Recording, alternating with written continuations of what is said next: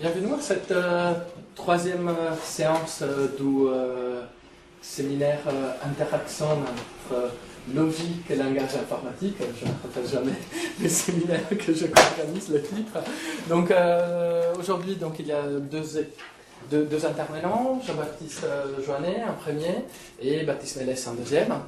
Et donc Jean-Baptiste nous parlera des individus prédicats, une distinction primitive à la recherche du temps perdu. Donc, c'est un peu... Bonjour tout le monde. Donc, avant de commencer, je voudrais vous signaler qu'à 18h, à l'École normale supérieure, au 29 rue d'Ulm, il y a un séminaire philosophie informatique qui reprend. Il y a une séance un peu différente des programmations habituelles, un exposé de Mauro Carbone de l'Université Lyon 3, qui nous parle de vivre et philosophie fait parmi les écrans, par les écrans. Hein, le mi est entre parenthèses. Si jamais vous avez encore un peu d'énergie, vous êtes vraiment les bienvenus pour venir l'écouter. Alors, donc, moi, je vais donc parler de la distinction individu-prédicat. Et donc, avec l'idée. Pardon, comment je fais pour faire avancer mes conférences? C'est avec les flèches, je crois. Ok. Donc, vous parlez un petit peu de la notion de la distinction individu-prédicat. Donc, en logique du premier ordre, c'est une distinction qui est native, pour ainsi dire, qui est en général, moi qui vous enseignez la logique, et la logique du premier ordre en particulier. On commence toujours par. Il y a tout un tas de préliminaires, mais il y a vraiment une chose sur laquelle dont on parle peu au fond et qu'on prend pour argent comptant, c'est la distinction individu-prédicat, qui est en quelque sorte une primitive dans laquelle la logique, à partir de laquelle elle commence, et qu'on ne questionne pas, qu'on ne questionne guère, et en fait, c'est ce que je vais essayer de montrer dans une première partie, qu'on ne peut pas trop la questionner du point de vue standard, en particulier du point de vue de la sémantique à la Tarski pour la logique du premier ordre. Et je vais donc essayer d'abord d'analyser dans un premier temps pourquoi on ne peut pas vraiment la questionner. Et je vais plaider que pour finalement en rendre compte adéquatement, c'est-à-dire essayer de la fonder d'une certaine façon, il faut basculer dans un tout autre point de vue. C'est ce qu'on fera à partir en gros de la deuxième partie. Et enfin, j'essaierai de montrer un petit peu de quelle manière, dans le cadre avec cette nouvelle question, la question ainsi formulée, on peut réinvestir cette distinction.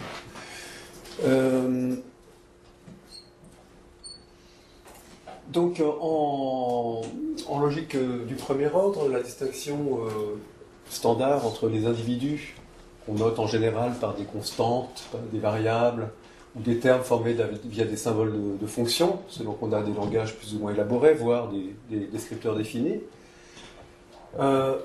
Les propriétés des individus, les prédicats, les relations entre individus, etc., qu'on note par un matériel linguistique spécifique, des constantes de propriété, de prédicats unaires, de prédicats d'ER, de prédicats d'arité K, et quelconque, et c'est cette distinction-là que je voudrais questionner aujourd'hui. Une distinction qui, une fois qu'on passe à l'ordre supérieur, n'a plus vraiment de sens, puisque, en un certain sens, à l'ordre supérieur, tout est un peu mis au même niveau, et les individus, et la distinction elle-même s'étiole. Alors, cette notion, elle est au cœur de la logique, du premier ordre, le noyau, c'est l'idée principale de la logique, mais elle est non questionnée. Et je voudrais donc essayer d'expliquer pourquoi, dans le cadre classique, disons historiquement, qui a été prédominant, surtout à travers le cadre, disons, ensembliste et de la théorie des modèles dans la deuxième partie du XXe siècle, qui a beaucoup dominé en logique, pourquoi poser cette question semble impossible. Et donc, c'est d'abord en analysant cette inaptitude que je vais... par l'analyse de cette inaptitude que je vais commencer. Ensuite, je vais essayer de montrer comment cette analyse conduit à aborder la sémantique d'un tout autre point de vue. Elle y conduit, c'est-à-dire que c'est vraiment une sorte de corollaire on va voir des problèmes qu'on découvre en analysant cette incapacité, cette inaptitude. Et enfin, je vais essayer de montrer comment ce nouveau point de vue permet, lui, de réinvestir plus adéquatement cette question-là.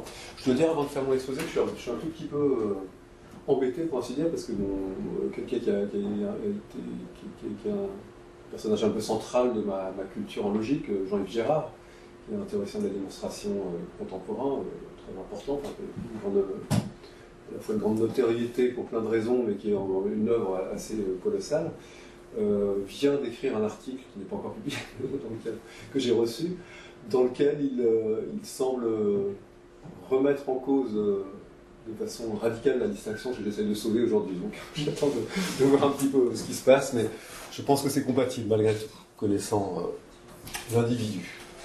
Alors, j'en saurai plus le mois prochain. Enfin, pour terminer, je vais essayer d'analyser l'individuel et le singulier de son point de vue. Ici, l'individuel et le singulier, c'est une distinction qu'on va revoir passer. Je fais la différence entre le fait d'être un individu et le fait d'être un individu, le fait d'être l'individu qu'on est. C'est-à-dire, si vous voulez, si on prend la métaphore des individus, on pourrait faire la différence entre être un individu et la personnalité d'un individu. Voilà, j'ai essayé de faire cette distinction. Alors, ça me fait mon plan, logique et sémantique, dans lequel je vais essayer d'expliquer cette critique, montrer comment on va, pour pouvoir se sortir de cette ornière, convoquer dans notre scène conceptuelle la notion de calcul, et comprendre qu'est-ce que ça implique du point de vue sémantique, ce qui justifie que je fasse cet exposé dans le cadre de ce séminaire, qui porte aussi sur la philosophie de l'informatique. Dans cette partie, je vais parler, dans un cadre de processus de calcul, de la notion d'individu, dans un monde de processus, et dans une quatrième partie, je vais parler de cette personnalité des individus et de leur société, c'est-à-dire les prédicats. Alors, d'abord, dès qu'on aborde la question sémantique, le cadre conceptuel de référence bien connu, surtout dans cet institut, je pense, c'est la distinction frégéenne entre le sens et la référence des expressions linguistiques, une distinction très très classique, disons, de l'histoire de la philosophie en logique, du Frege, que j'illustre très rapidement pour mémoire. Donc c'est la distinction entre la référence, qui est désignée par exemple par l'entier 4, et comme par exemple l'entier 4, et le sens, la manière dont la référence est présentée, ou comme on dit souvent, le mode de donation. Donc par exemple 2 plus 2, 2 fois 2, qui sont deux façons de désigner l'entier. Donc 2 plus 2 ont la même référence, mais n'ont pas le même sens. Quand on prend les sémantiques des langages du premier ordre, donc l'approche numéro 1, disons standard, qui est ce qu'on appelle la sémantique à la Tarski, est bien connue, donc je ne rappelle pas la définition dans le détail. C'est donc l'idée d'une référence ensembliste qui va être assignée aux différents éléments du lexique logique. Les constantes d'individus se voient envoyées sur les éléments d'un ensemble, les fonctions d'ensemble, les fonctions au sens ensembliste sur ces ensembles, les prédicats unaires comme des sous-ensembles, etc. Donc c'est l'idée d'une référence ensembliste. Et cette approche, bien connue, elle a une certaine grandeur, un certain succès, une certaine valeur, qui se mesure essentiellement aux deux grands théorèmes que sont le théorème de complétude et de correction, c'est-à-dire le fait que tout ce qui est prouvable se retrouve universellement valide au sens de ces sémantiques, et inversement, tout ce qui est toujours vrai au sens de la sémantique devient prouvable dans tel ou tel système syntaxique, comme par exemple la déduction naturelle pour la logique classique, que vous pourriez considérer pour la logique classique. Mais, alors décadence c'est pas vraiment le bon mot, mais grandeur et misère, s'il vous plaît, plutôt. En fait, ce sont des vieux transparents. Je pensais avoir les transparents en anglais, mais j'ai oublié mes sources. Et donc les transparents plus récents sont en anglais, mais je ne les ai pas avec moi. Donc finalement, vous avez une version un peu très légèrement ancienne. Je me rends compte que j'avais changé, par exemple, le mot décadence, et qu'il est encore là. La décadence en question, c'est quoi? Enfin, la misère, c'est un double collapse du point de vue sémantique. Il y a d'une part le collapse du sens pour les fonctions. Qu'est-ce que ça veut dire? Bon, ça c'est quelque chose qui est simplement lié au fait qu'on est en train de chercher la référence du côté ensembliste, et du côté ensembliste, c'est extensionnel, c'est-à-dire qu'une fonction, c'est le graphe d'une fonction. Et donc, on n'a pas la pluralité des sens possibles pour une fonction est complètement écrasée sur l'extension de la fonction. Vous voyez, là, je suis en train ici de faire référence. Si vous vous rappelez tout à l'heure, je disais qu'on pouvait dire, pour désigner 4, on pouvait dire 2 plus 2 ou 2 fois 2, qui sont donc deux sens pour une même dénotation, une même référence. Pour la multiplication, vous avez des algorithmes différents. Mais au plan où on se place ici, il n'y a même pas le moyen de le formuler. Il n'y a pas moyen tout simplement de formuler cette différence entre algorithmes. Autrement dit, la multiplication, pour prendre un exemple, ne se dit qu'en un sens, en un seul sens. C'est ce que j'appelle le collapse des sens. D'accord ? Donc toute la distinction des sens qu'on pourrait vouloir produire, avec cette idée d'algorithme, on ne peut pas la formuler. Et donc ils sont tous envoyés, par exemple, sur la multiplication.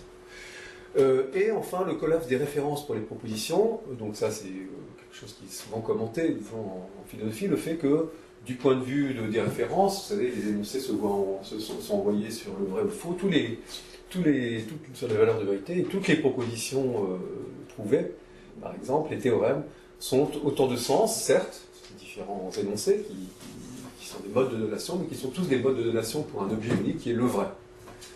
Donc la référence du point de vue tarskien, Frege, en réalité, de ce point de vue-là, de tous les théorèmes, c'est le vrai. Donc on a cette fois, pour des sens différents, une unique référence possible, si vous voulez, qui est celle-là pour tous les théorèmes. Alors, cela dit, donc c'est ce que j'appelle la misère, en quelque sorte, du point de vue. La grandeur, c'est les théorèmes de complétude et de correction, mais la misère, c'est ce collapse. Dès qu'on envisage la question sémantique, à travers la distinction sens-référence, on voit une sorte de grande faiblesse de cette approche. Alors, ce n'est pas la seule approche de la question sémantique à travers le XXe siècle et en logique. La deuxième grande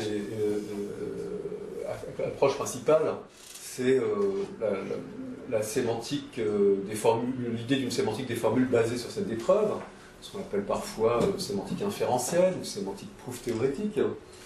Enfin, ça dépend un petit peu dans le détail, on tombe dans une terminologie qui peut se raffiner selon les questions qu'on suit, mais disons, cette approche, c'est celle qui est, grosso modo, derrière les idées qui sont d'abord advenues et ont d'abord été connues sous le nom de l'approche sémantique à la Brouwer-Alkin-Kolmogorov.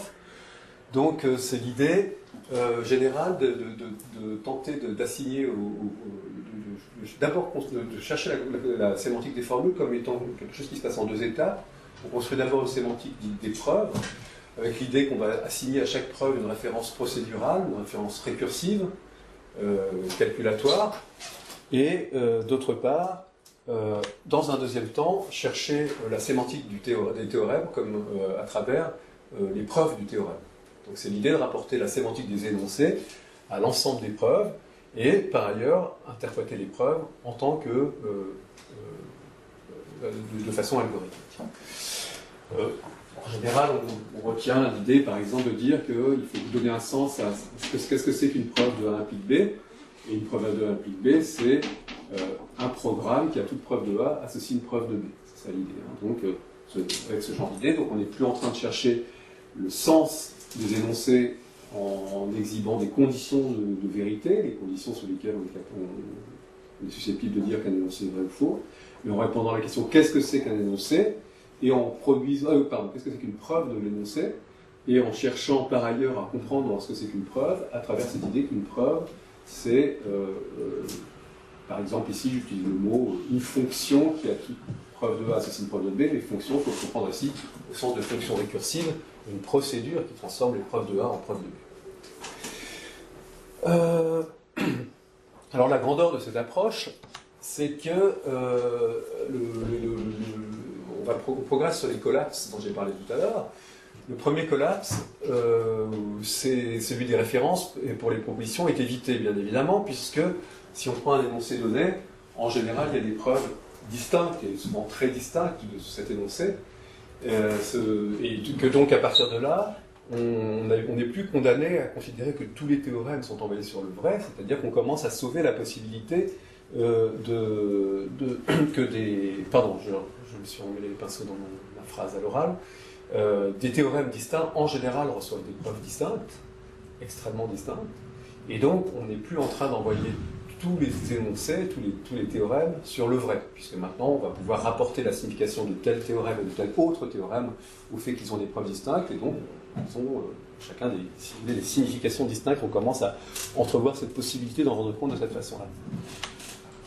De l'autre côté, complémentairement, on évite le collapse du sens pour les fonctions qui est évité. Pourquoi? Parce que précisément, on est maintenant en train de reprendre, de mettre au cœur de l'analyse sémantique la distinction entre les algorithmes.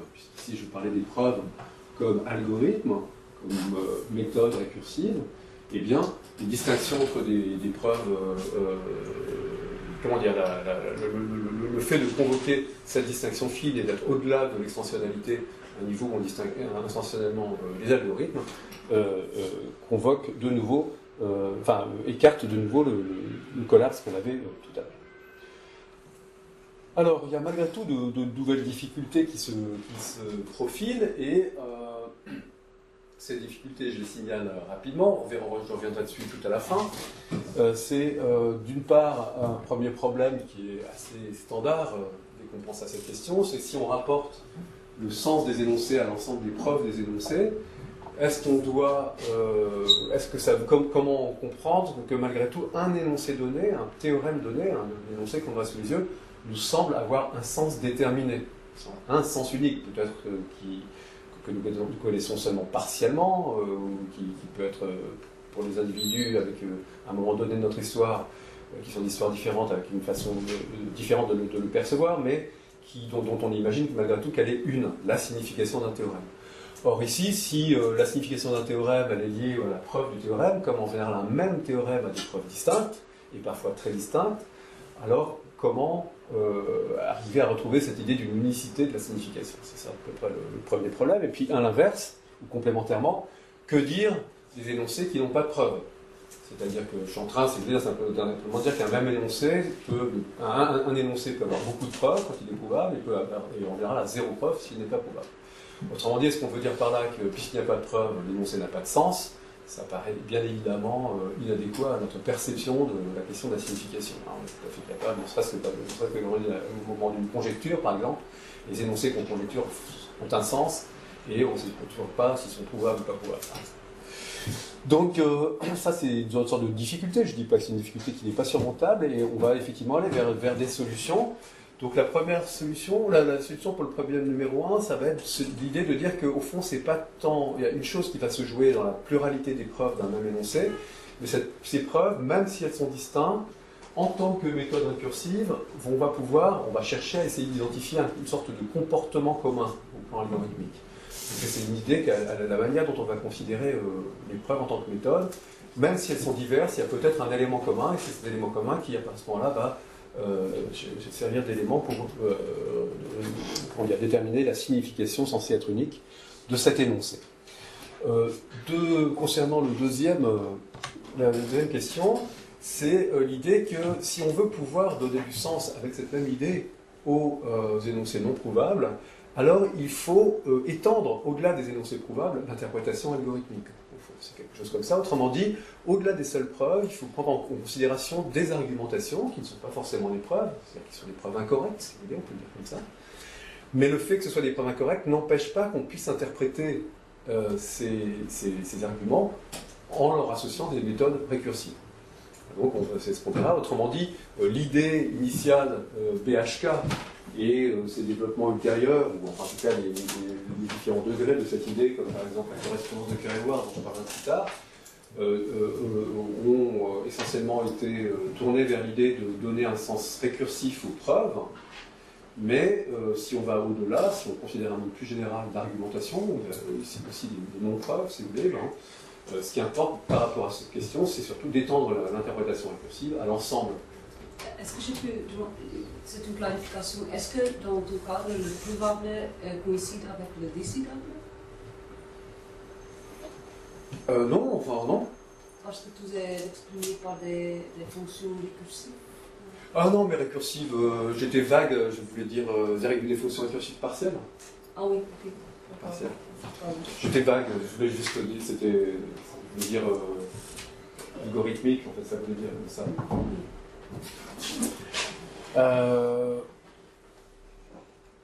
voilà en fait, en gros, l'idée des solutions, et je reviendrai un petit peu dessus vers la fin de mon exposé. Alors, donc moi, ce que je voudrais dire ici, c'est que on vient de voir que ce soit dans le cas, que d'une façon générale, pour arriver à contourner ces obstacles, ces difficultés qu'on rencontrait à propos de la sémantique à la Tarski, et pour de nouveau ici tâcher de comprendre comment ces difficultés qu'on rencontre avec la sémantique inférentielle peuvent être surmontées, on en vient à chaque fois à considérer un monde,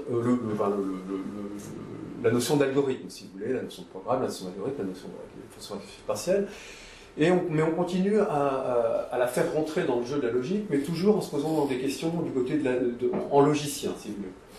Et ce qu'on voit avec le transparent précédent, on voit qu'en fait, pour, au fond, arriver à trouver un cadre adéquat pour surmonter les problèmes qu'on rencontre et trouver des solutions, eh bien, on en vient à élargir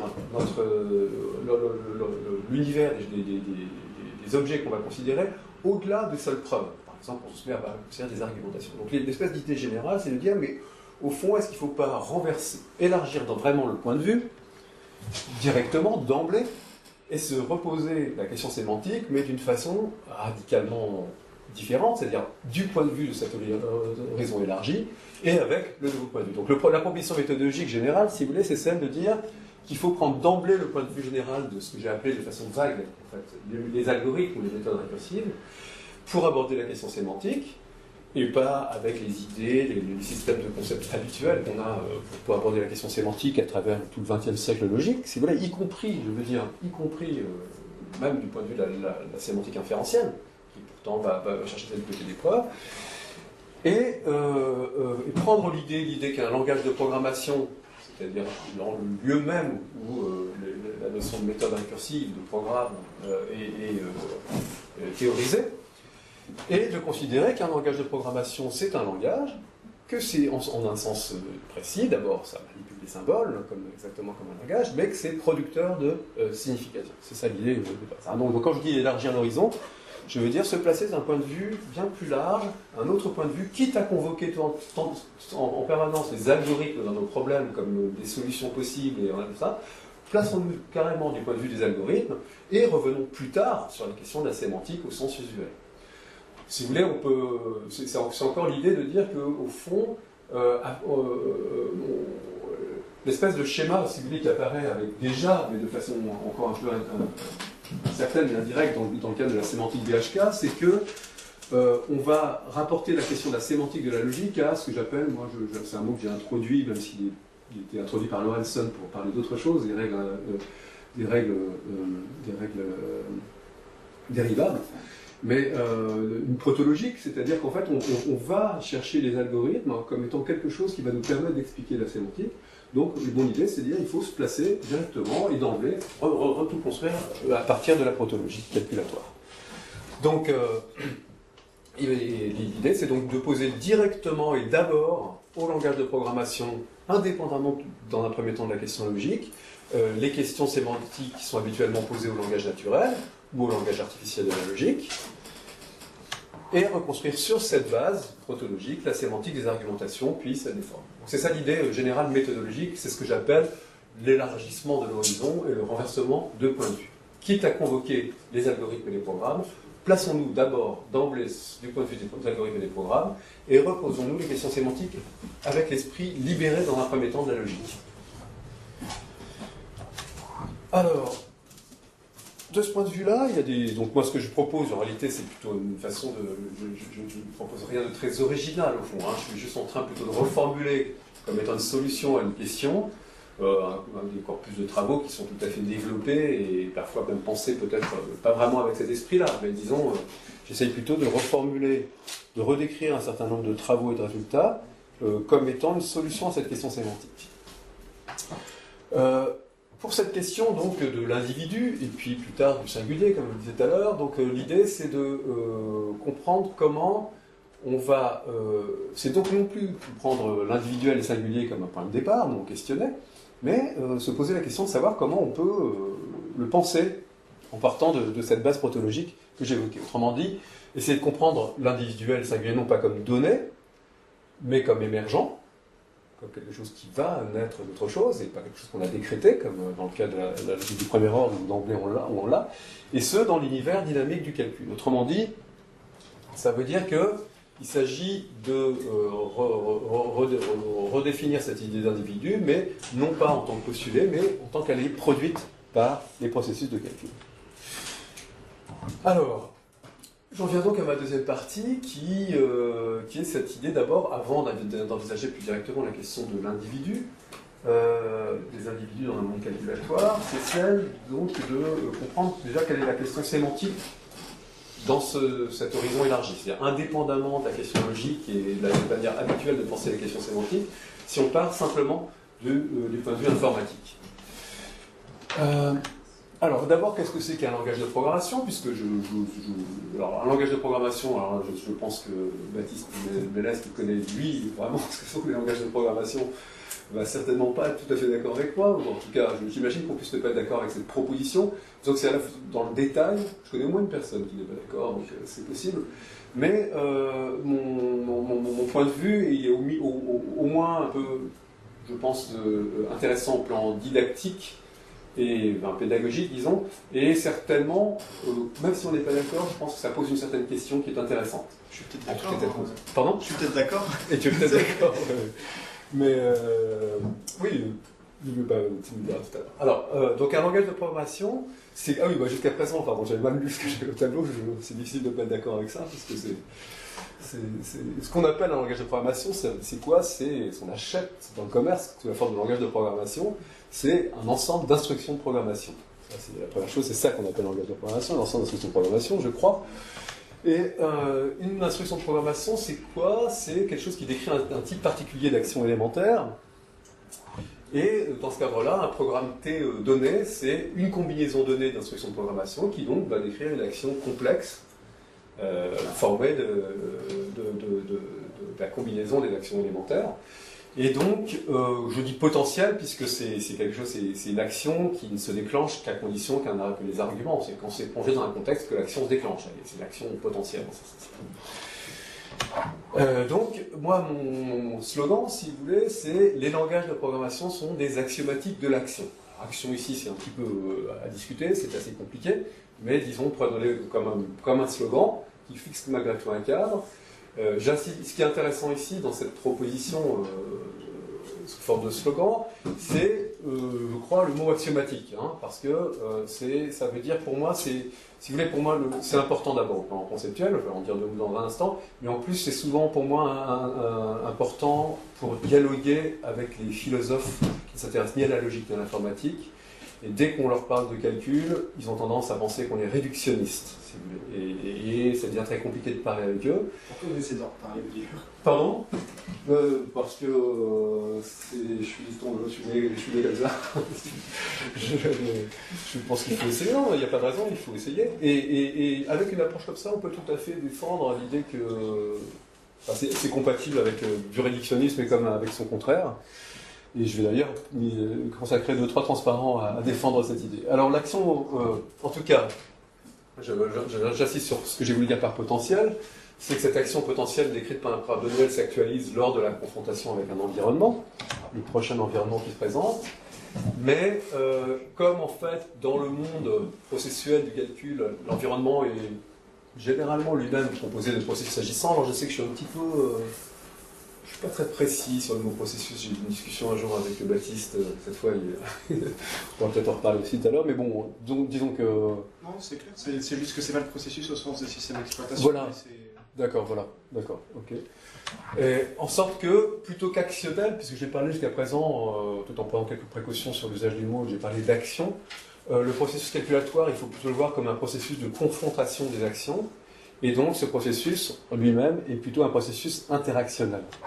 Donc si je reformule mon slogan avec cette idée-là, un langage de programmation, c'est un système d'axiomes pour des formes élémentaires d'interaction. Alors avec cette vision de ce que c'est qu'un langage de programmation,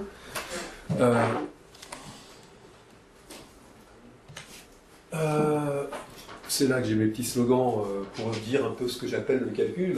Il faut comprendre que ça dessine quelque chose d'assez vague mais d'assez large, mais c'est aussi c'est à la fois une faiblesse et une force. C'est une notion qui est très générale, puisqu'elle est grosso modo, là je précise un petit peu sur ce que j'ai appelé action, disons que pour ajouter un adjectif, il faudra dire action informationnelle, si vous voulez, parce que c'est une action essentiellement de transformation d'informations. Donc synonyme de processus interactionnel de transformation d'informations, c'est une notion qui est abstraite. Le calcul dont je parle, c'est un calcul qui est considéré en lui-même. Hein, c'est une question indépendamment d'un calculateur, c'est ça que je veux dire, et donc éventuellement, antérieurement à l'éventuelle question de l'intention calculatoire. Et je reviens juste un peu après sur cette question-là, mais sur l'intérêt d'envisager ça du point de vue, en utilisant cette idée que c'est une axiomatique, c'est que, comme on sait, du point de vue de toute la réflexion sur le statut des axiomes en mathématiques, à la fin du XIXe siècle, à partir de l'apparition des géométries euclidiennes et toute le revival de la méthode axiomatique ou déductive et la réflexion sur le statut épistémologique des axiomes, les axiomes, c'est en tout un statut ambigu, puisque ça peut être quelque chose de... On a eu une longue conversation sur la terminologie avec Michel Bourdeau ici présent, donc je ne sais plus si Vincent on est d'accord cette fois sur cette table, parce que je change les transparents à chaque fois qu'il y a Michel qui est dans la salle. Mais enfin, est-ce que les axiomes décrivent, ou est-ce que les axiomes correspondent à une convention, c'est-à-dire est-ce qu'ils sont créateurs? Donc là, je suis en train de dire que l'idée que le calcul puisse être axiomatique, c'est à l'intersection de ces deux possibilités. C'est-à-dire, par exemple, je vous donne un exemple, quand on travaille en biocalcul, on essaie d'utiliser les transformations intracellulaires, les formes qu'elles prennent, qui sont des formes de transformation de l'information, qui prennent des formes qui se décrivent de façon élémentaire, et on peut les combiner pour essayer de faire en sorte qu'un dispositif comme une cellule nous produise un certain type de transformation d'information. De ce point de vue-là, on va, pour ainsi dire, être descriptif. Je ne dis pas qu'on va dans le sens où on prélève en quelque sorte des possibilités qui sont réalisées. Alors que si on est conventionnel, eh bien, on va considérer des langages de programmation qui n'existent pas, on va chercher des formes particulières d'interaction. Du coup, avec une telle vision sur ce que c'est qu'un langage de programmation, et là je dis mes petits transparents spécial philosophe, c'est une notion qui est très ouverte, puisque les axiomes, comme tous axiomes, doivent être choisis. Demain, il y aura des axiomes nouveaux, demain, il y aura des nouveaux langages de programmation. C'est une notion qui est plurielle, puisque tout choix d'un ensemble d'axiomes détermine une dynamique particulière, avec sa complexité, sa technologie ou sa technique propre. J'ai dit techné, c'est pas par pédanterie, c'est que j'ai hésité entre technique et technologie. C'est une notion qui est, pour ainsi dire, plastique. Les interactions peuvent se dérouler en parallèle ou non. Les interactions peuvent se réaliser sur des stratégies variées. Une interaction élémentaire elle-même peut être non déterministe. Une interaction élémentaire non déterministe peut être soumise à des probabilités. Et c'est un phénomène, pour ainsi dire, sauvage, c'est-à-dire il est possiblement infini, possiblement aléatoire et possiblement incohérent. Je vais revenir sur cette notion dans un instant. Donc tout ça, pour vous voyez, c'est un peu des slogans, c'est des choses, des mots, des adjectifs, mais c'est juste pour vous dire que c'est une vision très vague un peu sur ce que c'est que le calcul, et ce qu'on va, pour dire que ça se promène dans un système de coordonnées très lâche, où beaucoup de choses sont possibles, et non pas, si vous voulez, quelque chose d'extrêmement étroit, comme une certaine vision qu'on pourrait se faire sur ce que c'est que le calcul. Ok, alors, en tout cas, pour ce qui me concerne, poser au langage de programmation, ce qui m'importe, c'est que si on la pose comme j'appelle à le faire, la question sémantique directement en partant de cette idée du calcul, elle prend une nouvelle forme. D'abord, il faut comprendre que les programmes, c'était un peu l'idée, sont des textes qui agissent. C'était l'idée d'une mathématique de l'action.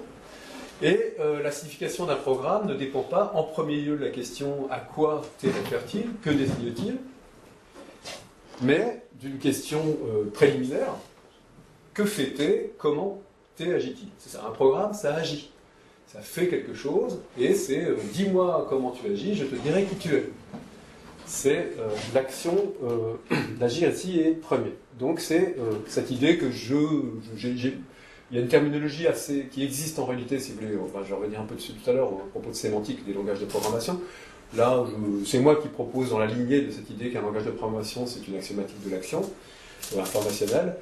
C'est moi qui propose cette idée de sémantique actionnelle, juste pour marquer le coup, si vous voulez, pour bien comprendre que c'est pas la même question qui est posée, c'est non pas, en tout cas pas en premier lieu, à qui je réfère, mais comment j'agis. Et c'est ça qui dira à quoi je réfère, éventuellement le cas échéant.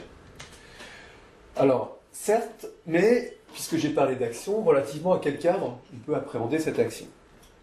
Je reviendrai un peu plus sur ça plus tard. C'est un peu dommage que je n'ai pas mis une dernière version de Transparent parce qu'ils étaient un peu plus adaptés sur ces questions-là. Là, je suis emporté par mon élan, je vais être obligé de faire avec ce qui est ici. Relativement à quel cadre appréhender l'action, donc bien évidemment quand on parle de calcul, de programme, d'informatique, il y a des façons extrêmement diverses d'envisager l'implémentation et des dispositifs très variés pour l'exécution d'un programme, entre une machine de von Neumann en dur, une machine de Turing, la réduction d'un terme du lambda calcul, un système de réécriture ou un système de poste, un système de poste, sont à chaque fois des modèles extrêmement différents et c'est difficile de comparer. Donc ce qui est clair, c'est que quand on parle d'action, cette action, elle aussi fait partie du problème. La manière dont on la décrit, ça dépend de la considération, du cas qu'on considère. Donc de toute façon, quand on parle d'action au sens vague, j'en ai parlé jusqu'à présent, il va falloir relativiser à des cas particuliers, sinon on ne peut pas en parler en général, ça devient trop vague. Mais parmi les différents modèles de l'exécution, il y a en tout cas un qui, celui que je connais le mieux, alors c'est peut-être pas, pour moi l'informatique se réduit souvent à ça, je sais bien que c'est largement erroné. En un certain sens, c'est mon modèle premier, c'est le lambda calcul ou le pi calcul peut-être, c'est-à-dire des choses qui sont des systèmes de réécriture. Donc c'est des modèles de l'exécution où l'exécution, on en rend compte sous la forme de la réécriture d'un texte en un autre. On peut qualifier de façon générale, ce qu'on qualifie, je crois, de façon générale, à moins que ce soit plus particulier, comme système de réécriture. Ou comme dans les grammaires transformation, les grammaires formelles, des choses comme ça. Donc c'est simplement un texte qui est transformé en un autre texte. Ce texte, c'est ces étapes-là de transformation du texte qui rendent compte de l'idée d'exécution. C'est une transformation de code, si vous voulez, on peut le dire comme ça. Et pour moi, ça va être particulièrement adapté pour aborder la question de la sémantique, la question sémantique, parce que ici, ce qu'on appelle l'action, c'est une sorte d'action homogène, je veux dire endogène en fait, plutôt, il faudrait dire du texte sur le texte. C'est quelque chose qui est intratexte. Au lieu d'être une action sur une machine, par exemple, une machine physique, par exemple, imaginons quelque chose comme ça, c'est pas ça qui se passe, c'est le texte agit sur le texte pour le transformer. Donc l'intérêt pour moi, c'est d'abord, c'est minimaliste au plan ontologique, donc par rapport à un certain nombre de questions qu'on peut aborder, c'est assez neutre. Et par ailleurs, on a des exemples canoniques sur lesquels il y a des résultats qui sont très, très clairs, très propres sur les questions que j'aborde ici, et donc c'est là-dessus que je vais me baser essentiellement. Alors, essentiellement, tout ce que je vous raconte, je le dis peu, mais c'est surtout basé sur mon expérience du lambda calcul. Ok, alors, dans l'ancien point de vue sémantique, comme je le disais, l'individu apparaissait comme une catégorie qui était posée et non questionnée de la sémantique. Ici, dans le monde, maintenant, avec notre nouvelle question sémantique, comment agis-tu ? En tête, dans le monde processuel de l'action calculatoire, ces notions d'individu peut être questionnées, et sous la forme suivante, c'est quelles sont les conditions nécessaires sur les processus ou sur les textes qui les engendrent pour que des individus émergent, ce qu'on pourrait appeler l'individuation, si vous voulez, dans un monde de processus, et la singularité d'un individu, sa personnalité, en quelque sorte, se réalise. En effet, concernant la notion d'individu, la grande nouveauté qui intervient quand on passe des langages logiques au langage de programmation, autrement dit, quand on se pose plus généralement la question non plus de la signification en termes de à quoi j'aurais faire, mais comment j'agis, eh bien, la grande nouveauté, c'est l'irruption du temps. C'est-à-dire que le calcul, c'est quelque chose qui se déroule dans le temps. Et donc, ça veut dire que ça va poser la manière, on va convoquer, pour aborder la notion d'individu, ça va convoquer toutes les questions que la philosophie est habituée à se poser sur ce que ça veut dire qu'un individu dans le temps, un individu à travers ses transformations. Moi maintenant et moi maintenant. C'est tout à fait le même, le temps est passé, j'ai un peu changé, j'ai changé de place, mais c'est le fait que le temps soit au cœur de la notion de calcul fait que l'individu doit être pensé à travers le temps. J'en viens donc à ma troisième partie, qui est cette idée de comprendre ce que c'est qu'un individu dans un processus calculatoire. Donc, première remarque de base, c'est que le calcul, c'est une donc, je vous ai dit tout à l'heure qu'il fallait penser comme un phénomène sauvage, peu déterminé, avec beaucoup de degrés de liberté, et très abstrait, très général.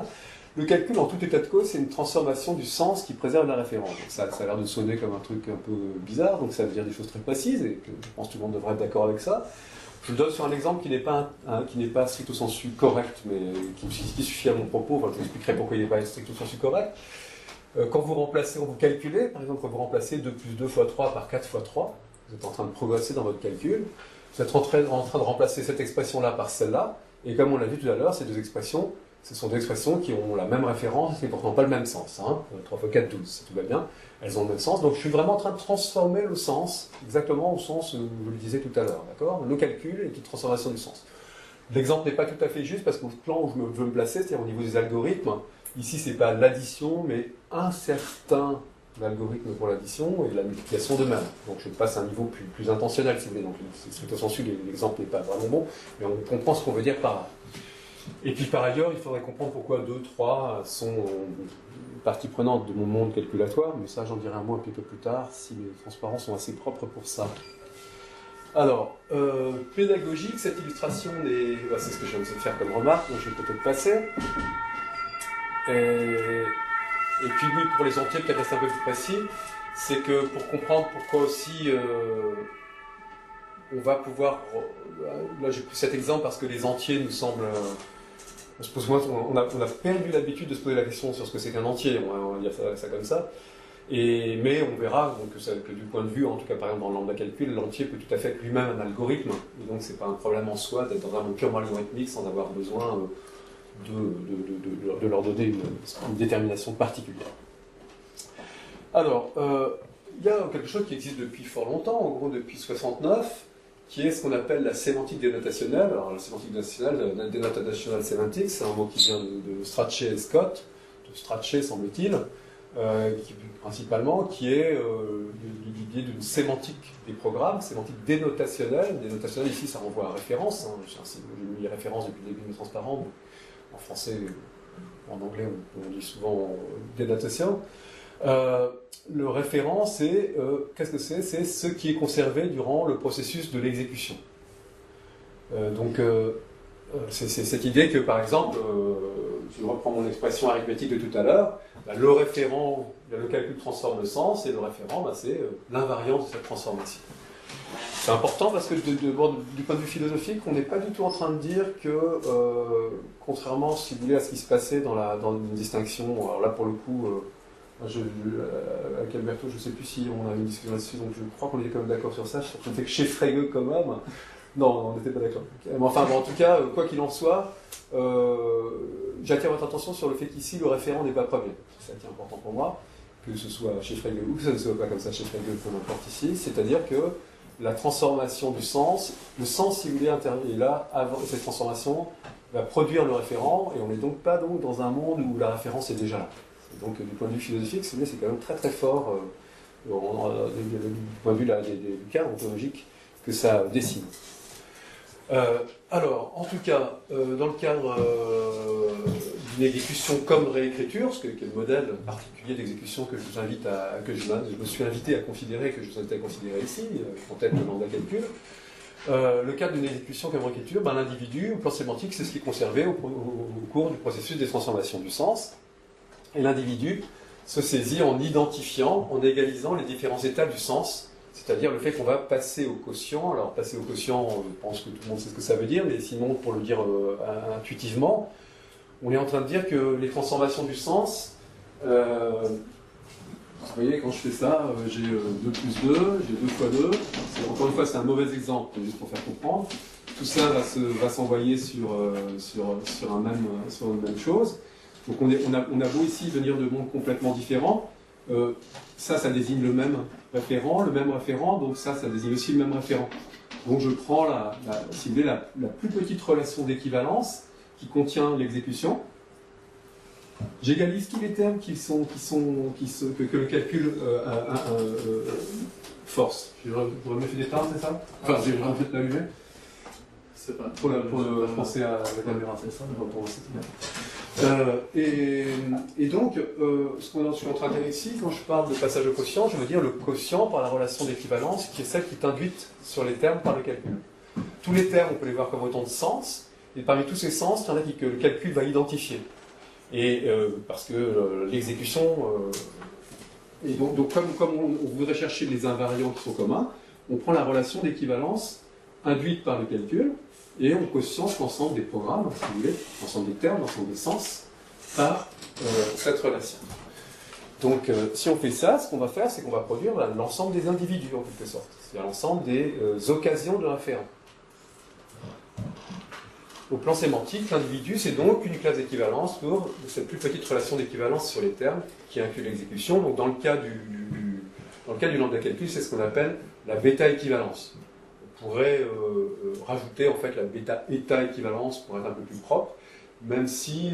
non, toi tu n'es pas d'accord, mais moi je crois que si. Elle est dangereuse. Non, mais moi je crois pas, j'ai eu des discussions avec Ça Johnny. dépend des contextes. Ah voilà, ça dépend des contextes, mais... La théorie d'éthique de Martin Neuf, par exemple, c'est pas bon. C'est le collapse extensionnel, c'est ça ou... C'est le fait que si deux termes du lambda calcul renvoient exactement les mêmes valeurs pour les mêmes arguments, par bêta équivalence, ils sont bêta équivalents. Oui, c'est ça, c'est le collapse extensionnel, mais Voilà, ça satisfait... Non, ça satisfait l'action de l'extensionnalité, mais ça collapse pas pour autant, parce que... En tout cas, dans le lambda calcul, non. En lambda calcul, dans le système F, par exemple, non. Parce que ça veut dire simplement que deux termes, par exemple, qui sont en tout cas, je veux dire, deux algorithmes pour la multiplication, mettons, vont donner les mêmes résultats en tout contexte entier, mais pas en tout contexte. Donc ça collapse pas.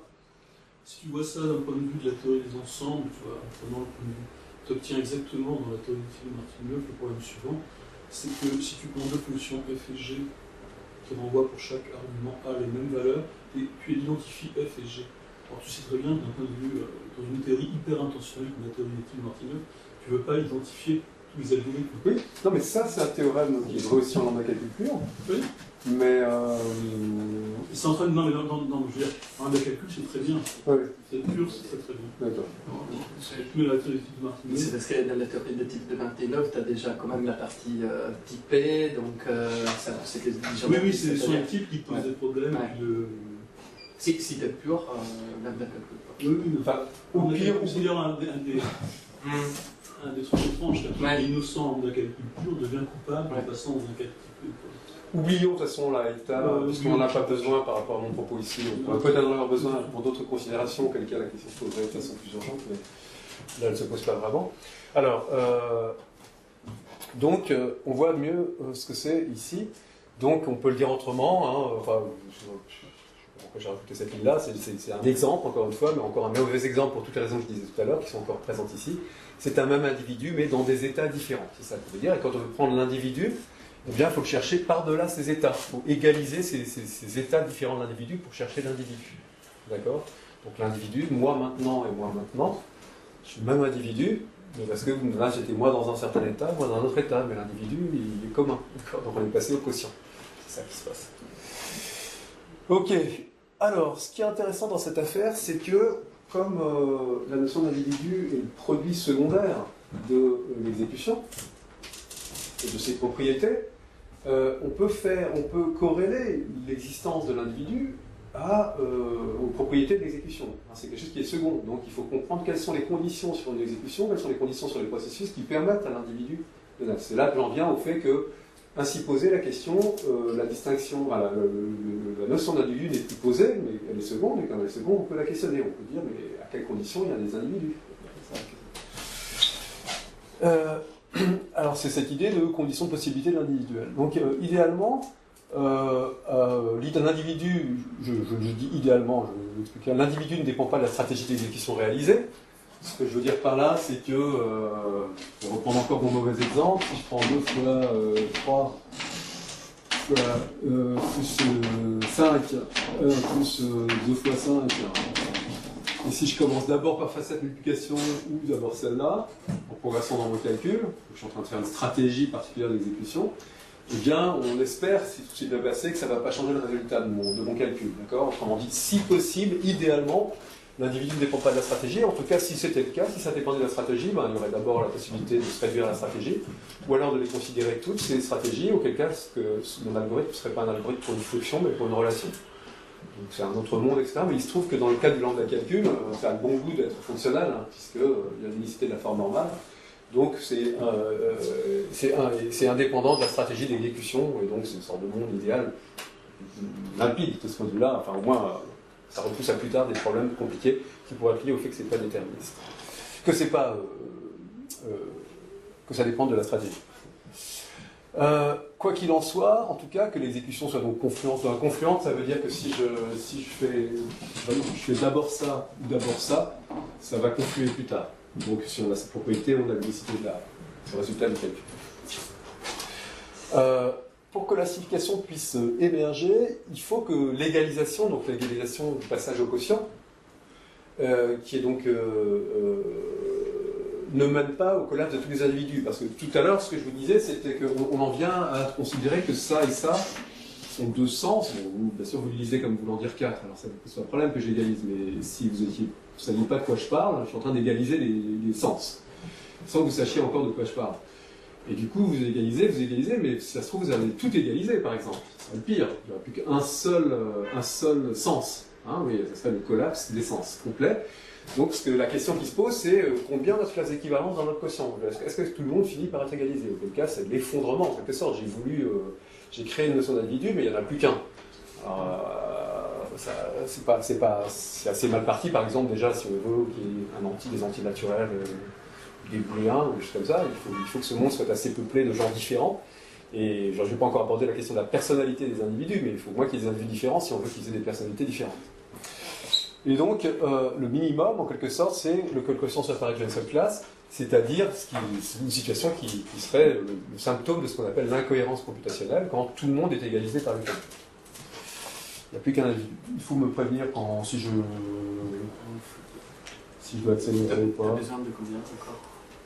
Je suis là, plus tellement de temps, je crois que ça va aller. Pardon, oui, ça va pas grand-chose. Oui, une dizaine de minutes. Oui, parfait.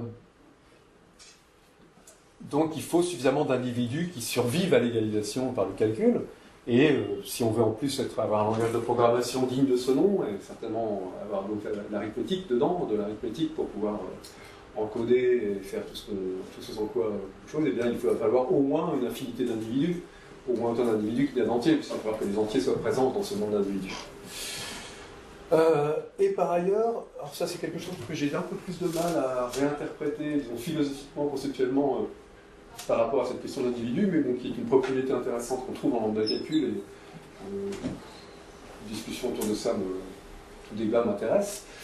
C'est quelque chose qui se trouve être le cas en lambda calcul, c'est la possibilité de... Parce que là je suis en train de vous définir les individus de l'extérieur, pour ainsi dire, je vous dis voilà, vous avez tout l'ensemble des programmes, l'ensemble des sens possibles, et puis il y a une exécution, et cette exécution elle va créer des classes d'équivalence, et chaque classe d'équivalence est un individu. Mais en fait, on peut, donc c'est de l'extérieur, en quelque sorte, que je distingue les individus, et il y a en fait une remarque de lambda calcul qui est qu'on peut en quelque sorte internaliser à l'intérieur du calcul le fait de séparer les individus. C'est-à-dire que si vous avez, en gros, en lambda calcul, si vous voulez, quand vous avez deux termes qui sont deux individus distincts, vus de l'extérieur, alors il y a un terme du lambda calcul qui va les distinguer de l'intérieur, c'est-à-dire qu'il va envoyer l'un sur 0 et l'autre sur 1. Donc on peut, en plus, disons qu'il y a une notion comme ça de discernement de l'intérieur, dont je ne me rends pas bien compte, c'est pas vraiment une condition de possibilité, mais quand même, si on n'avait pas ça, il faudrait que je comprenne mieux tout ce qui s'effondrerait si on n'avait pas ça. Quoi. En tout cas, si vous avez des idées sur cette question, c'est assez intéressant. C'est comme en topologie, les espaces séparables? Oui, c'est une propriété de séparation, c'est une propriété de séparation de l'intérieur. Mais là, c'est dynamiquement, disons, on a un programme qui va les séparer. On a en gros comme on a au moins deux classes, on a en gros les booléens, disons, on a vrai faux, ou 0, 1, et dès que deux programmes sont censés être des individus de l'extérieur, on peut envoyer l'un sur 0 et l'autre sur 1 de l'intérieur. Il existe un programme. Ce que je veux dire, c'est qu'il existe un contexte qui distingue les termes. Voilà, c'est ça, exactement ça. Alors, Donc voilà en gros le schéma général pour cette idée d'individu, et avec cette idée, je trouve intéressante, du fait que là, encore une fois, non seulement la distinction n'est pas première, elle est seconde, et du fait même qu'elle est seconde, on peut se poser les questions de ramener la possibilité de l'individuation à des propriétés qu'a ou pas le système, enfin le calcul et l'ensemble des processus. Alors dans cette quatrième partie, je vais revenir maintenant, alors c'est un peu plus vague, un peu plus rapide on va dire, mais je reviens maintenant non seulement à... Alors là, c'est là où je regrette vraiment d'avoir mes transparents, pas tout à fait des toutes dernières versions de mes transparents, parce que c'était mieux sur cette partie-là. Mais bon, je vais commenter. Donc là, on va petit à petit revenir à la distinction prédicat-individu. Ce qu'il faut comprendre, pour bien comprendre, en gros, si vous voulez, c'est ce que j'appelle ici société, avec une terminologie qui est une métaphore qui court un peu depuis un moment, de toute façon, autour de ces questions, avec l'idée de comportement, d'éthique, chez Girard par exemple. Il faut se rappeler que, du point de vue correspondance de Kerr-Howard, c'est-à-dire le dernier degré, en quelque sorte, de la... Non, il y a un point de vue, disons, autour de ces questions où on voit les formules comme des types. Une formule à une variable libre, c'est un prédicat, et un type, de ce point de vue-là, c'est un ensemble de programmes. Donc on est en train, ici, en passant à la société des programmes, j'approche de la notion de type, c'est-à-dire des ensembles de programmes, mais à travers la correspondance de Kerr-Howard, un ensemble de programmes, c'est une formule. Un type, c'est une formule, on peut discuter de ça en tout cas. Plus compliqué, ça dépend des cas, mais disons c'est un peu l'idée. Donc là, en parlant de société, c'est-à-dire d'ensemble de programmes, je suis en train de revenir vers la notion de prédicat. Alors, les enjeux, c'est quoi? C'est cette fois, donc d'abord avec l'idée d'individu singulier. Donc pour l'instant, j'ai juste parlé de ce que c'est qu'un individu, c'est-à-dire je me suis donné des critères pour dire que deux individus sont distincts, mais je n'ai pas parlé de ce que c'est que être tel individu plutôt que tel autre individu. Par exemple, je suis un programme pour la multiplication. Pour l'instant, j'ai juste dit, je ne suis pas le même programme que celui-là, le même algorithme, mais je n'ai pas dit quel programme je suis. D'accord? Donc, quand je laissais une métaphore un peu là, autour des personnes et tout ça, c'est parce que je suis parti du fait que individu, c'est dans le langage, et puis qu'on en arrive au fond à cette notion de type, et que de fait, ça combine. La métaphore fonctionne assez bien, donc je vais pousser un peu le trait, si vous voulez, même si c'est métaphore. Enfin, bon, on voit à peu près. Alors, non pas simplement distinguer un individu donné des autres, mais comprendre sa singularité, ce qu'il est spécifiquement en tant qu'être agissant. Là, je reviens à cette idée de sémantique accélérée. Donc, l'action, comme on disait, comme il va de soi, disons, l'action, elle produit des transformations, des effets. Et ces transformations, j'en ai un peu parlé tout à l'heure, mais pas vraiment, enfin très très allusivement, ces transformations et ces effets, on peut les saisir à des niveaux assez différents. Une notion en quelque sorte d'échelle. D'abord, il y a un premier niveau qui est le niveau qu'on pourrait appeler extensionnel, c'est-à-dire celui superficiel, pour ainsi dire, des résultats. Attendez, je jette 2 secondes un coup d'œil sur les transparents qui suivent, parce que, ouais, c'est bon. Je vais revenir dessus dans un instant. Et puis, il y a un niveau que j'appelle ici extensionnel, enfin qu'on peut appeler assez extensionnel, qui est celui des comportements. Je veux dire, je vous donne un exemple pour qu'on voit un petit peu mieux. J'arrive avec un programme, vous ne savez pas ce qu'il fait, mais vous lui donnez, disons ce programme, si vous lui donnez 2 et 2 comme entrée, il vous donne 4, si vous lui donnez 2 et 3, il vous donne 6, si vous lui donnez 2 et 4, il vous donne 8. Bref, c'est un programme pour la multiplication. C'est un peu court pour que je la fasse en entier, mais voilà, supposez que ce soit ça. Et donc, quand je décris l'action du programme, il y a notamment son action, c'est que si je lui donne l'input de 2, il me sort 4, si je lui donne l'input de 3, voilà. Et bien sûr, c'est comme si je disais, entre l'input ici et l'output ici, il y a tout un tas de trucs qui se passent, là, clac, et moi je suis juste en train de vous parler de l'effet input-output. Donc parmi les effets, si j'oublie tout le reste, si je garde que la partie, j'allais dire, émergée de l'iceberg, mais c'est dans l'hémisphère sud, effectivement, ça fait partie des effets produits par le programme, mais c'est une toute petite partie des effets, parce que tout ce qui se passe là, ça se décrit dans un langage qui va dépendre de l'implémentation, ça se trouve, c'est une machine avec des leviers, ça fait ça, et ça se trouve, ça transforme des 0 en 1, enfin, ça dépend de ce qu'on appelle exécution. Mais c'est l'action, je peux soit décider de ne regarder que cette partie de l'action, soit m'intéresser aussi à cette partie-là.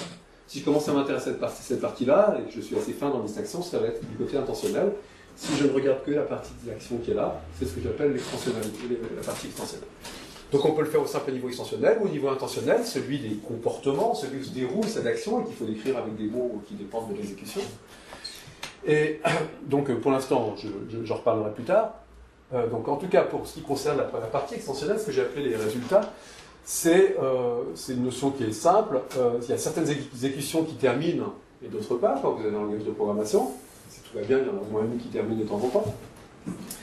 Et un résultat, c'est juste un terme, un programme, si vous voulez, puisqu'on est en train de parler de système de réécriture, un terme sur lequel l'exécution se termine, ce qu'on appelle un terme normal en langage calcul. Mais donc, c'est un terme sur lequel l'exécution stoppe. Alors, j'attire votre attention sur le fait que les résultats, c'est à la fois nos outputs, mais aussi nos inputs. Alors, du coup, le mot résultat semble un peu mal sonné, mais j'ai pas réussi à trouver beaucoup mieux. C'est-à-dire qu'au début, quand on calcule, il y a des temps ça s'arrête, donc c'est un résultat, et c'est aussi un output.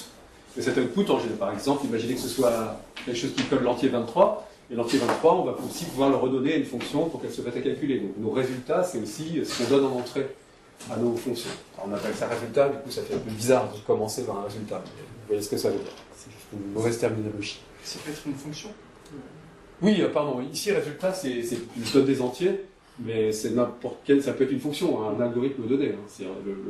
On est ici dans un monde où il n'y a pas de distinction a priori entre entier et algorithme. De toute façon, les entiers sont aussi des algorithmes, et c'est n'importe quel terme. En fait, à chaque fois, je donne des exemples pour donner, mais du coup, tous mes exemples depuis le début sont très très inadaptés parce qu'ici, on a l'impression que c'est des fonctions alors que je parle d'algorithme, et on a l'impression que je fais un statut particulier, j'accorde un statut particulier aux entiers, alors que je n'accorde aucun statut particulier aux entiers. Ils sont tout autant une donnée que tel algorithme pour la multiplication ou pour ce. Donc l'ensemble des résultats, c'est un petit peu quelque sorte notre écran extensionnel, comme j'aime à dire, c'est-à-dire ce que je trace ici, et sur lequel on juge l'extension en oubliant l'action. Hein, c'est comme un écran, des choses qui se passent, et on a juste une petite trace, c'est très caverne du platonicienne, hein, c'est un petit bout de l'affaire, si vous voulez, où tout un des choses qu'on ne sait pas, et on n'en voit on n'en voit pas grand-chose. Quels sont les effets de son action sur notre action essentielle, indépendamment du reste de l'action qu'on pourrait éventuellement décrire. Donc,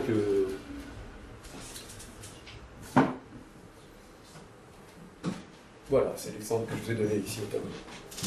Alors, 5 minutes, oui, je crois que c'est bon. Ça, on laisse un peu de temps pour ouais, ça s'accélère de plus en plus, je crois, là, dans vos souvenirs, dans cette version des. Tu vois, regarde, ça va assez vite là. Je crois qu'il n'y a plus qu'un transparent par sous-titre. La singularité, là, donc la partie émergée de l'iceberg, donc c'est ce qui est en fait en dessous ici, les effets singuliers constatés sur l'écran extensionnel. Ils ne sont que les effets ultimes de l'agir calculatoire, mais la partie immergée de l'iceberg, la partie intentionnelle, c'est à elle qu'il faut s'intéresser si on veut vraiment décrire l'action, envisager l'action en un sens plus plein. Et c'est-à-dire la forme singulière du dérivé de l'action calculatoire, ce que j'ai tracé ici, une flèche agitée, c'est-à-dire essayer de comprendre la manière dont le comportement effectif lors de l'exécution se déroule. Alors bien évidemment, faire ça peut être fait à des niveaux de description très variés, soit des niveaux de détail, soit des niveaux, enfin tout ça peut dépendre de beaucoup de choses. Le plus simple, par exemple, ça pourrait être une sorte de description behavioriste, purement observationnelle de ce qui se passe. Je dis, ce terme se transforme en celui-là, qui se transforme en celui-là, mais je ne dis rien, je n'explique rien, mais je le décris. C'est ce qu'on appelle parfois la sémantique opérationnelle, en tout cas en langage de calcul, c'est juste interpréter l'action par la description de l'action. C'est ce qui, le mot sémantique ici est un peu fort, si vous voulez, ça n'interprète rien. Ou alors, essayer de comprendre une sorte de structuration de l'action, c'est-à-dire, pardon, là je donne quelques exemples, comme en langage de calcul, où vous allez, bon enfin, je passe un peu, parce que je crois que c'était surtout l'occasion de dire que l'entier 3, ça c'est l'entier 3 dans le langage de calcul, c'est le terme qui prend en argument une fonction quelconque et un argument quelconque et qui itère 3 fois la fonction f sur l'argument. Et ce qui est important ici de voir, c'est que c'est donc un algorithme lui-même. Hein. L'entier 3 est lui-même un algorithme. Ce que je voulais vous dire tout à l'heure sur le fait qu'on n'a pas de distinction particulière, les entiers n'ont pas un statut particulier. Ce sont des algorithmes parmi les algorithmes. Ça c'est assez important. Pardon ? Moi, je l'ai parenthésé à la façon française, à la Krivit en tout cas, je sais pas. Enfin, c'est à la façon Paris 7. En tout cas. on met des parenthèses autour de f de x, et puis après f de x. Non, mais c'est, Non, non. je emploie la façon à la privine plutôt que celle standard. Ça, je celle sais à la pas. parenthèse. Mais c'est- Ah, les conventions de C'est ça. droite à gauche. Voilà, c'est Non, comme non, ça, c'est ça. l'application. C'est ça, d'accord. Ok. Oui, Sinon, c'est comme en liste, t'as pas une fonction. T'as plein de Non, mais parenthèses. on camel la convention de gauche à droite. C'est-à-dire, en fait, ça dépend si tu prends une convention. Ah non, mais associative là, à gauche ou les à parenthèses sont droite. toutes explicites, hein, là. J'ai pas de parenthèses admises. Elles sont toutes là.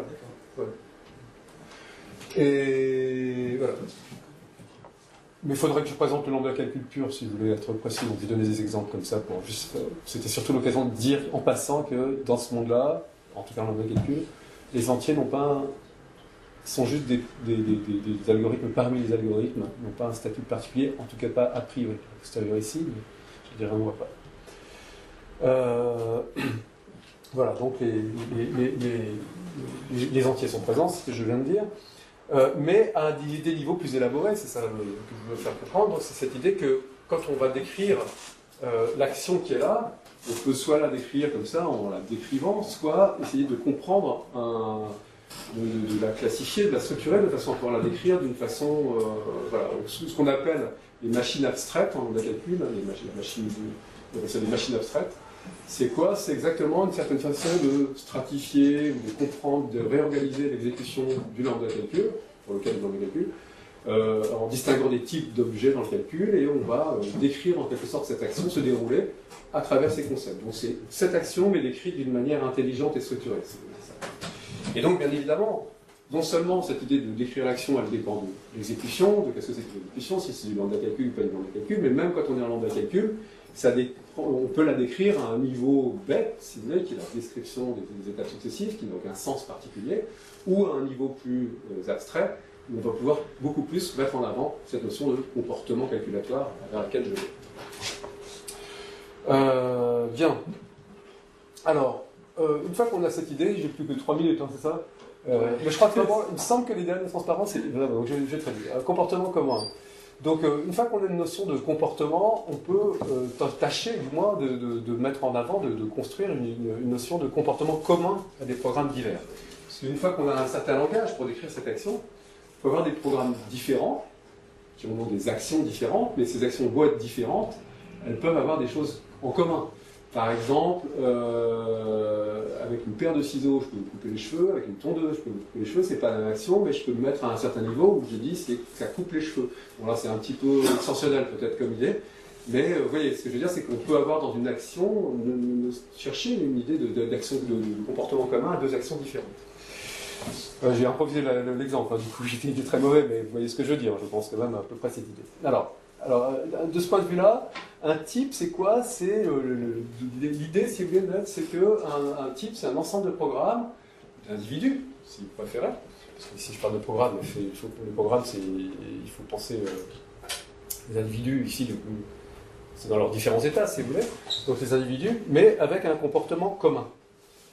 Historiquement, un type, donc type, c'est vraiment issu de la terminologie théorie des types, Russell, et tentative de solution à la creuser la théorie des ensembles. Historiquement, un type, c'est une norme qui est, historiquement, je veux dire, du côté du lambda calcul simplement typé, c'est plutôt une norme extérieure qui est imposée au programme pour les discipliner. Donc typiquement, vous voyez, quand on écrit un terme du lambda calcul, on fait quelque chose, quand on écrit des termes du premier ordre, on est habitué à écrire des choses comme ça, f de x. Quand on est en lambda calcul, pour les raisons qu'on disait tout à l'heure, on met les parenthèses autour de la fonction, mais ça c'est un détail, ok, on applique la fonction à l'argument. Mais c'est pas la question, c'est qu'en lambda calcul, on est capable de faire des choses bizarres comme appliquer la fonction à elle-même. Et ça, du point de vue premier ordre, ça ne veut rien dire. On ne peut pas imaginer, quand on a une vision ensembliste, si f c'est une fonction d'un ensemble dans un ensemble, ça n'a pas de sens d'écrire ça. Donc, soit on travaille avec le lambda calcul pur, parce que pour un informaticien, appliquer FAF, c'est pas un problème, mais si on se place d'un autre point de vue, on pourrait dire qu'on voudrait interdire ça, et dans ces cas-là, on type, on discipline la construction des termes, on interdit en quelque sorte cette construction. Qu'est-ce qu'on dit? On dit que si f, pour appliquer quelque chose à quelque chose, on applique un terme t à un terme u, si lui, c'est quelque chose, vous avez qu'à le penser comme allant de l'ensemble A dans l'ensemble B, une fonction de A dans B, et donc je lui donne quelque chose qui vit dans A. Et donc je ne peux construire ce terme que si les types le permettre. Donc, j'interviens en particulier le fait de pouvoir appliquer la code. Donc, c'est ce que j'appelle une norme extérieure, le fait d'arriver avec une seconde grammaire qui limite la construction des termes.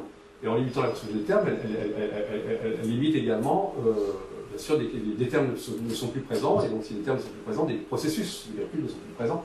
Parce qu'en fait, ça sélectionne des termes, et donc ça sélectionne une dynamique, une sous-dynamique de la dynamique initiale. Donc historiquement, c'est plutôt une norme imposée à l'extérieur pour discipliner leurs actions, pour empêcher certaines actions de se produire. Et un type donc sélectionne un ensemble restreint de programmes au-delà. Voilà ce que j'ai dit. Alors, rapidement, la société comme individu. C'est là vraiment mes transparences sont moins bien que les nouveaux. C'est dommage.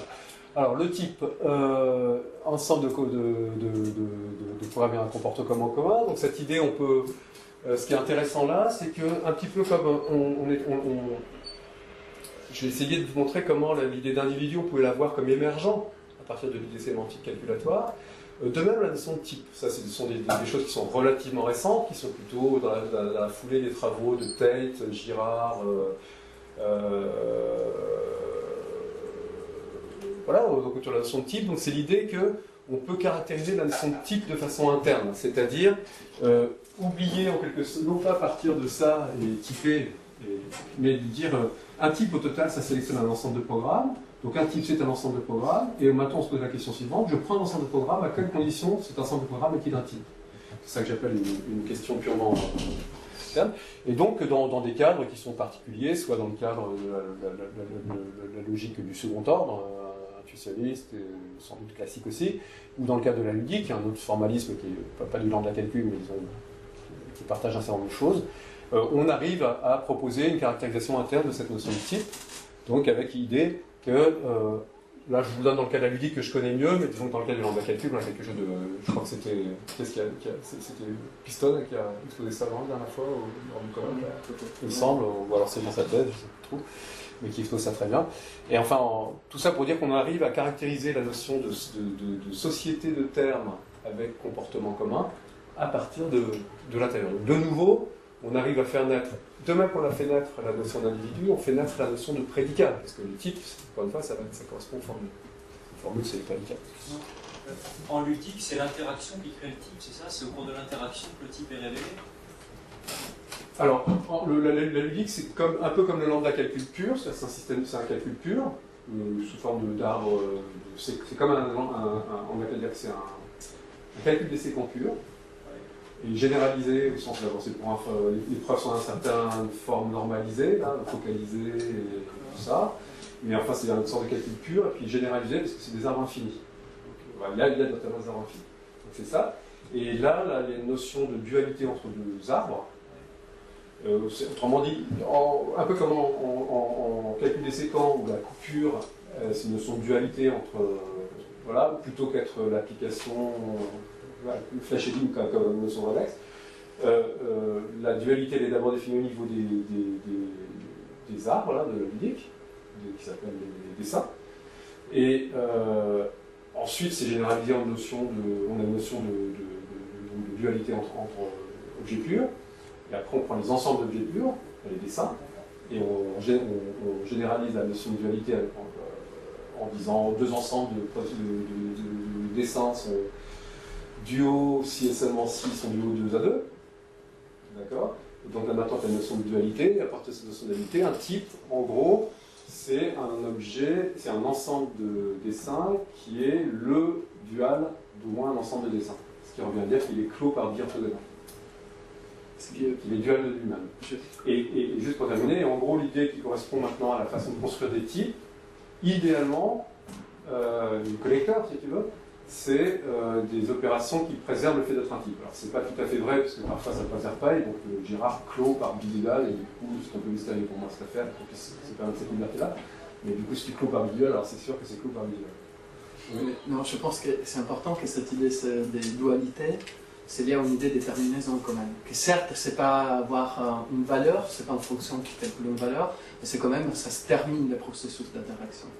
Donc sur le web, parce que ça se termine. Oui, mais ça se termine, mais pas sur une valeur, ouais. Pas sur une valeur. En fait, non, la dualité ludique, c'est plutôt l'idée que ça. T'as une convergence. Ouais, mais c'est que c'est toujours bien défini.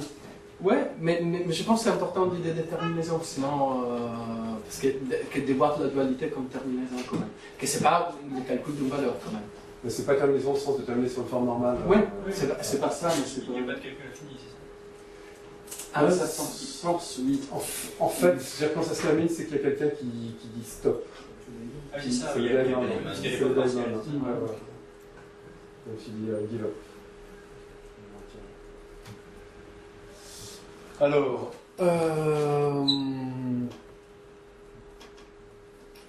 pardon, c'était la définition, donc un fil dans ce cadre-là. Mais si tu veux, là je le donne dans ce cadre-là que je connais mieux, mais dans le cadre du lambda calcul, en gros, c'est des variantes sur les candidats de réactibilité et sur... Enfin, non, qu'est-ce que je raconte alors En fait, c'est qu'il me semblait que la différence avec la sémantique des jeux était qu'en sémantique des jeux, tu as une interaction sur un type qui est déjà défini avant l'interaction, tandis qu'en ludique, est-ce que j'avais compris, c'était au cours de l'interaction qu'était révélé le type. Bah, au cours de l'interaction, c'est ce que j'appelle ici l'émergence du type, c'est-à-dire que tu pars d'un calcul pur et tu vas engendrer la notion de type. C'est ce que je voulais dire en disant que c'était pas une norme extérieure. Je sais pas si je ne suis pas très sûr de comprendre ce que veut dire que ça émerge dans la... Je comprends pas très bien ta phrase si tu veux, donc... D'accord. C'est ce qu'on m'a plus ou moins dit. Mais... D'accord.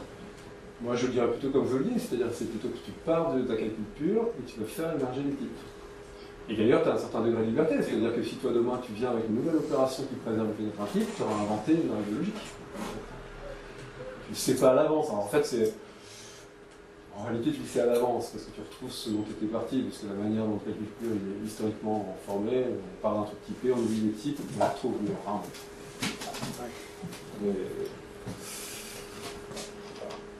Alors, j'ai presque terminé, mais ça c'était plus tellement ça que je voulais dire. Bon, je vais aller jusqu'au bout des transparents puisqu'ils sont là. Je les reconnais plus trop, je veux dire, mais bon. Oui, bah, c'était pour terminer sur la question des deux problèmes sémantiques qui étaient de quelle manière on arrivait à les résoudre en quelque sorte. Et en passant, je voulais dire quelques petites choses sur le bénéfice qu'on a au plan sémantique dans cette affaire. Donc il y a d'abord ce qu'on appelle il y a toute une sorte de technologie des théorèmes qui sont dus à Jean-Luc Krivine, qu'on appelle les théorèmes de spécification, qui sont des très beaux résultats, qui sont relatifs à une certaine machine, une machine abstraite, pour parler de l'exécution, qui par rapport à cette façon de décomposer l'exécution, permet de décrire une notion de comportement, et montre que pour des théorèmes donnés, donc sur quelques exemples sur lesquels il a travaillé, il montre que tous les théorèmes, toutes les preuves de tel théorème ont le même comportement de ce point de vue-là. Autrement dit, lui trouve vraiment cette... c'est comme ça que je propose de le gloser, c'est-à-dire, vous voyez, cette question qui était de dire mais comment on va retrouver le sens d'un théorème alors qu'il y a des preuves différentes du théorème. Ces preuves du théorème, envisagées à travers la machine abstraite de Krivine et ses théorèmes de spécification, il démontre qu'il y a un certain comportement qu'il va décrire en termes de sa machine abstraite, et il se trouve qu'il démontre que toutes les preuves c'est un programme, ont en commun ce même comportement. Donc on arrive à retrouver cette idée que par-delà les preuves, il y a un comportement commun. Donc c'est vrai sur quelques théorèmes sur lesquels il a travaillé, c'est en général un état difficile, donc voilà, c'est seulement sur quelques théorèmes. C'est possible au moins sur quelques théorèmes. Et enfin, je crois que c'est vraiment le dé à la fin. Un deuxième exemple qui n'est pas très propre sur mes transparents, je veux dire quelque chose qui est plutôt une intuition que quelque chose de très sûr. La notion de type de données, c'est une notion qui est étudiée notamment par Krivine dans le calcul ou par d'autres, mais c'est l'idée que parmi les types, c'est-à-dire parmi les ensembles de programmes, il y en a quand même certains qui ont des comportements particuliers qu'on va pouvoir décrire, et notamment on peut identifier, dans Krivine, on a quelques modèles, il y a tout un truc sur les types de données, c'est pas ça dont je parle ici, je me place plutôt du point de vue logique linéaire, je vous en dis trop peu pour que ça soit vraiment parlant, mais c'est l'idée qu'en logique linéaire, en tout cas que parmi les types, c'est-à-dire par les ensembles de programmes, on va aller pouvoir distinguer certains types qui sont très très particuliers, qui vont être les types de données, et typiquement, essentiellement, c'est les entiers naturels. Alors, tout ça pour dire que depuis le début, non seulement les entiers naturels étaient là comme objet algorithmique, mais par ailleurs, on ne leur faisait pas un statut particulier, mais il se trouve que tout, la dynamique et les comportements convergent vers l'idée qu'ils sont quand même singuliers. Mais ce n'est pas nous qui avons décrété qu'ils étaient singuliers, ils sont singuliers par leur vertu même, en quelque sorte, et ce n'est pas nous qui l'avons écouté. Ce qui doit faire mon épilogue, avec, je crois, une petite blague sur le fait que, voilà, prenez cœur avec faux, même les entiers n'ont pas été créés par Dieu. À moins qu'on considère que tout a été créé par Dieu, c'est notre solution. Il n'y a pas de raison de faire un sort singulier aux entiers naturels, c'est ça que je veux dire. Voilà, je crois que c'était à la fin. Voilà. Merci.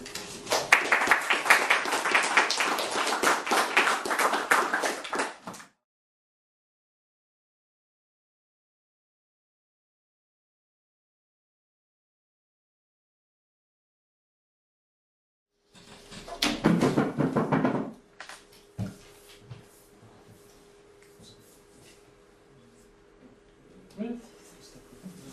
Non, non, Je suis juste un peu étonné par cette histoire de type de données. Tu dis, c'est un type de données si A implique. Non, alors, c'est ce que j'ai dit, j'ai prononcé cette phrase en disant je suis pas très sûr de ce que j'avance. Alors, Non, mais c'est que j'ai jamais vu une caractérisation comme ça. Bah, Ça m'intéresse. caractérisation, ce que je sais, c'est que c'est le cas pour les types de données. Ça, c'est sûr. Ils ont cette propriété-là. Les types de données, on définit, si tu prends le type des entiers, le second ordre, etc. Ils ont cette propriété-là. Et qui est réunissant, je pense, d'une propriété plus connue, plus ancienne, connue déjà depuis pas mal de temps, sur le fait que tu peux remplacer, je crois, quand tu as un schéma de compréhension, tu peux remplacer la coupure par éliminer les coupures en quelque sorte, on remplace ça par des schémas de compréhension et des contractions. Enfin, en tout cas, tu as cette propriété pour le type des entiers. Le type des entiers, il est positif. Et voilà. Et Tu sais s'il y a des choses pour lesquelles ça ne marche pas? Est-ce qu'il existe des formules de B, telles que B n'implique pas dans B? Ah bah oui, la plupart, c'est sûr. Non, plutôt, la question, ça serait plutôt est-ce qu'il y a d'autres formules qui ne sont pas des types de données? Et oui. La réponse est oui, c'est pour ça que quand je le dis comme ça, c'est pas bien dit. Ouais, je me souviens avoir écrit ce transfert un peu rapidement, mais j'avais décidé les moments de le dire. Mais ce que je veux dire par là, c'est qu'il y a des propriétés spécifiques, rares, incroyables pour ainsi dire, très difficiles à obtenir de certains types comme celui-là, qui sont le cas, qui non pas le caractérisent, c'est plutôt ce que je tente à laisser penser mon transparent, mais sont le cas des types de données. Donc, en revanche, il y a une caractérisation de crédit de la notion de type de données qui n'est pas simple à énoncer comme ça. Et parmi les théorèmes, est-ce que je veux dire donc c'est un théorème, c'est nécessairement un type de données, ou un type de données nécessairement un théorème, ou pas? C'est laquelle la relation entre donc c'est non, mais je te demande là. Je voudrais comprendre. Un type de données, c'est un théorème. Oh, ok. Ça c'est sûr. Ouais. Je veux dire, donc la formule. Les types de données habituels, donc, pour prendre ça, c'est essentiellement les entiers naturels, les listes finies, les arbres, juste comme ça. Les données qui se construisent comme ça intuitivement. Donc à chaque fois, ils sont évidemment sur les types qui sont trouvables dans le système. On a un langage de programmation universel, quand on est pur, ils sont typables, ils sont présents. Et donc, ce que je suis en train de dire simplement, c'est que ces ensembles de termes, qui correspondent par exemple aux entiers de Church, ont le type a cette propriété rare. Ouais. Non, parce que je pensais au bang, donc je me disais probablement c'est quelque chose qui a à faire avec la possibilité de prouver ou. Là, c'est comme très lié au second ordre. Ok. Très lié au second ordre. Ok.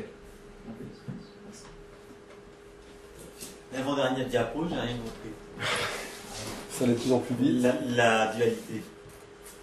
Ah, c'est peut-être l'avant-dernière. Sur la dualité. Voilà, oui, ça. Alors, tu as une ligne. Donc, programme, etc.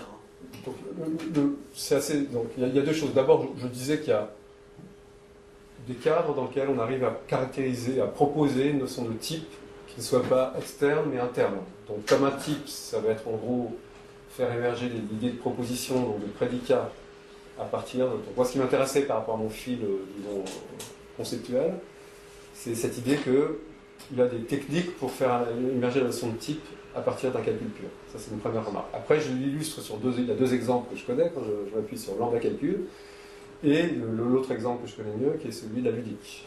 Donc la ludique, c'est quoi? C'est encore une fois, c'est une sorte d'abstraction, c'est comme si on prenait le calcul des séquents, on oublie les formules, donc c'est un calcul pur, une preuve fausse si tu veux. C'est des preuves fausses, c'est des preuves de plus de type.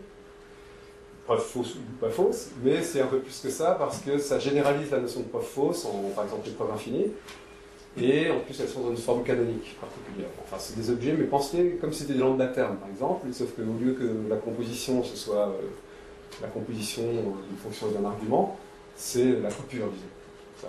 C'est l'idée que de... Une preuve fausse, c'est une preuve qui ne termine pas. Pardon? Une preuve fausse, c'est une preuve qui ne termine pas, qui tourne indéfiniment. Non, une preuve, c'est un arbre, ça ni ne termine pas. Enfin, si, l'arbre, lui, peut... Mais c'est pas...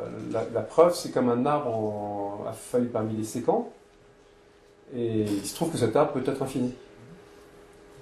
Mais en plus, c'est un arbre qui a des structures particulières, enfin, disons, c'est cette forme canonique dont je te parlais, qui vient du K-typé, où c'est ce qu'on appelle focaliser, et puis renverser, enfin, focaliser, c'est ça?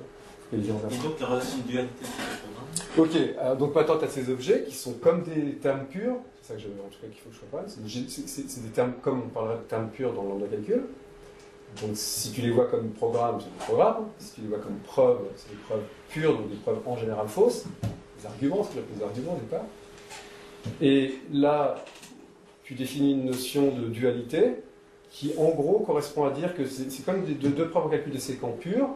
Et tu définis l'élimination des coupures si tu veux. Et si à chaque fois que tu veux faire une étape d'élimination des coupures, c'est bien défini, alors ils sont duaux. Et ils se parlent. Ça veut dire qu'ils sont bien duaux. En face d'un et, tu as un ou, si tu veux. C'est-à-dire un truc comme ça.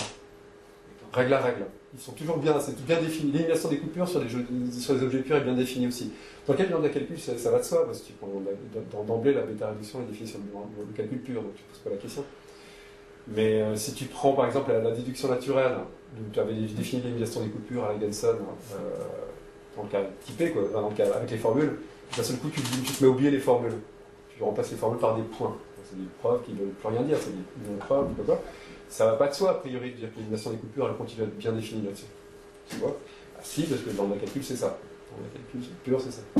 C'est bien défini, tu peux le définir aussi. Mais quand tu passes dans le monde du calcul séquence, ça ne va pas de soi cette notion. Voilà. Donc là en gros, deux objets sont duaux quand en fait, règle à règle en quelque sorte, étape à étape, si jamais tu normalisais, ça va toujours être du bon type. Ça ne veut pas dire que la normalisation termine. Ça veut juste dire qu'elle est bien définie. Voilà, elle est bien définie. Donc ça c'est la dualité entre deux programmes. Et ensuite, il y a une notion de dualité que tu passes à une notion de relation de dualité entre ensembles de programmes. Tu dis deux ensembles de programmes sont duaux. Alors, plus exactement, tel ensemble est le dual de tel autre. Si ils sont deux à deux, si les éléments de chacun, s'ils sont deux à deux, si les éléments des, c'est un élément de l'un et un élément de l'autre sont toujours deux à deux duaux. Pardon ? Ils peuvent être appairés. Ils sont tous les éléments de l'un, sont. Ah, d'accord, ok, tous avec tous. Tout élément pris dans l'un est dual d'un élément quelconque pris dans l'autre. Voilà. Donc tu as une notion de dualité au niveau des ensembles de programmes maintenant. Et maintenant, tu vas dire qu'un programme, un ensemble de programmes est un type si existe un ensemble de programmes dont il est le dual. S'il n'y a pas besoin de rajouter quelque chose, si tu veux,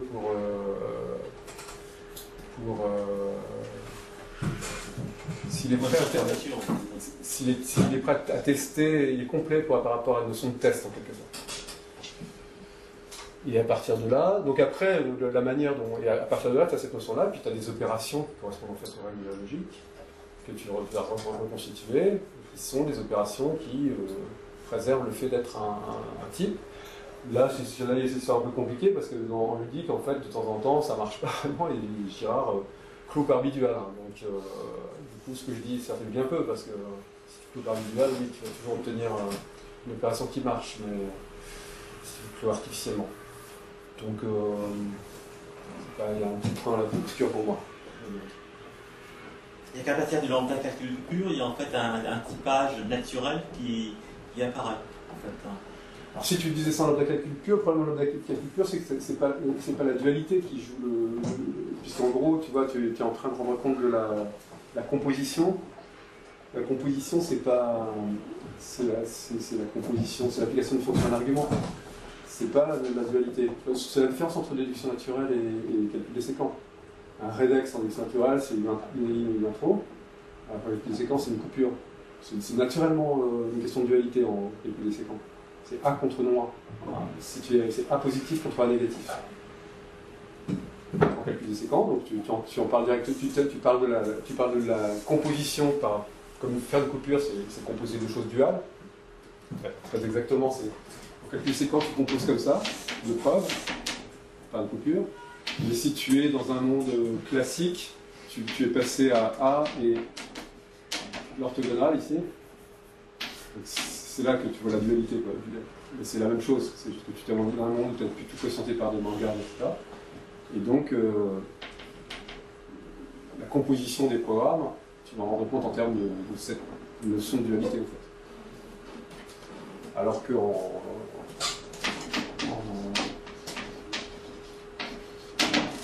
composition, en déduction naturelle, on calcule cette forme-là. Donc c'est plus compliqué de dire les choses ici en termes de dualité. Si ça doit être possible.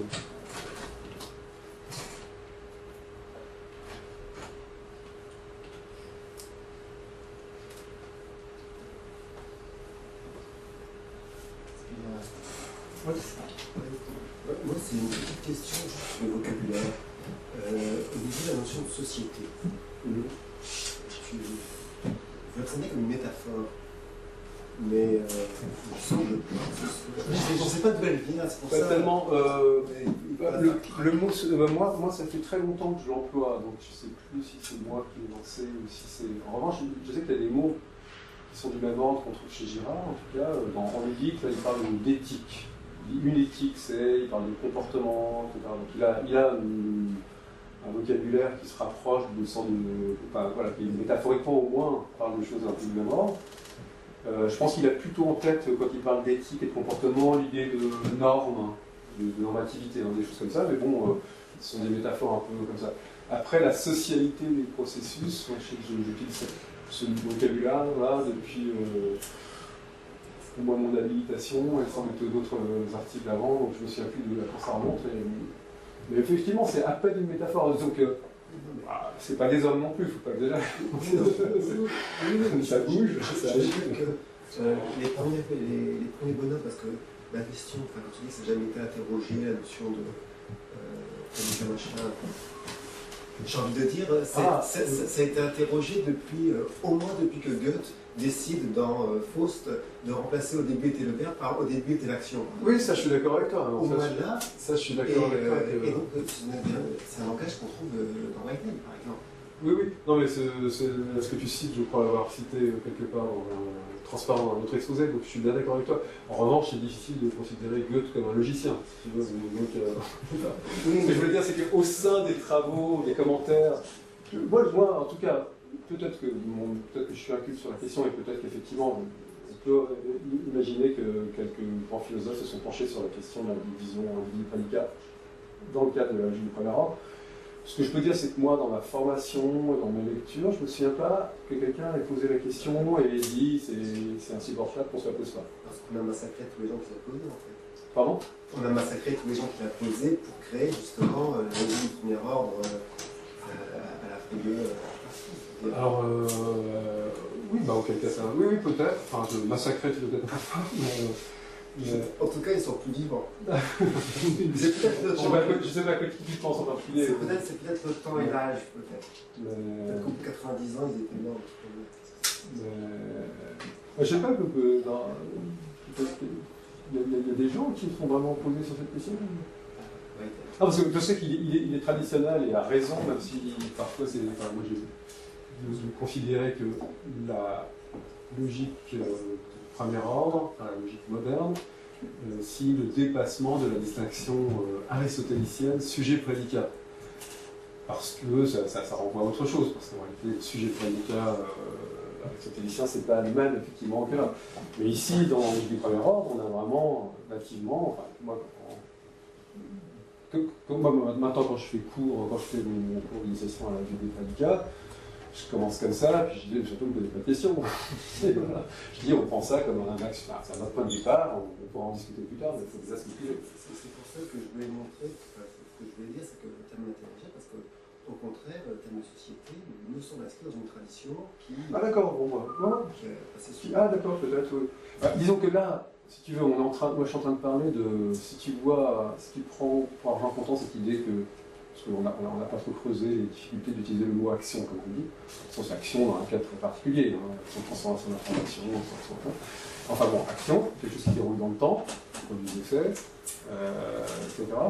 Et dans un monde où il n'y a pas effectivement l'ontologie n'est pas, elle est d'abord processuale, ce que tu disais en citant Goethe, eh bien, tu as des actions, ces actions vivent ensemble quand même, donc la question de la socialité des actions, c'est une vraie question. Et le mot, est-ce que c'est une métaphore? Comme on est abstrait, parce que encore une fois, c'est des agents, c'est des actions sans agent, on réduit l'agent à l'action. C'est l'action en elle-même, c'est ça l'agent. Du coup, c'est un peu vaguement une métaphore malgré tout de parler de société, parce que les agents sont des agents très abstraits. Quoi. Mais oui, ça fonctionne assez bien. Justement, c'est pour ça que je tire l'attention sur la tête, parce que dans la tête, c'est la personne qui va toujours le processus d'individuation, c'est tout ça. Quoi. Et donc la question que je me posais, c'est est-ce que c'est une métaphore au hasard, ou est-ce que derrière il y a des métaphysiques qui se croisent un peu? Eh ben, si tu veux, en tout cas moi, c'est pas nourri d'une, c'est pas une citation. C'est la première chose. Si c'est une citation, ça peut être comme ça, dans un environnement girardien où il parle, là c'est souvent de société de processus, mais ça se trouve c'est moi qui l'ai utilisé la première fois, mais c'est très bien, ça se perd un peu dans la nuit du folklore, si tu veux. Donc je sais pas. Il n'y a pas de référence chez Whitehead ou direct, quelque chose comme ça. S'il n'y a pas d'autres questions, on peut faire une pause jusqu'à 16h, et après on recommence avec la